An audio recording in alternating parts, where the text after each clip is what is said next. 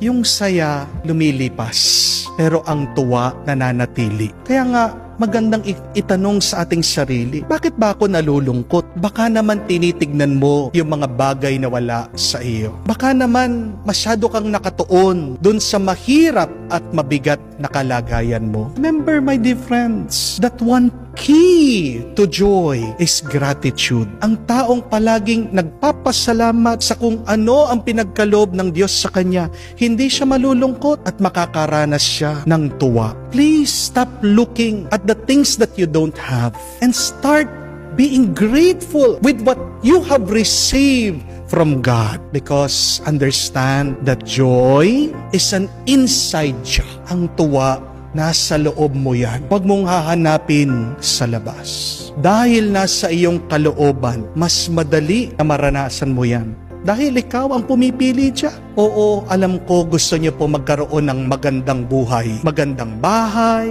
magandang trabaho, magandang kalagayan. Hindi po masama yan. Pero bago mo hanapin na pagandahin ang iyong buhay, pagandahin mo ang iyong kalooban.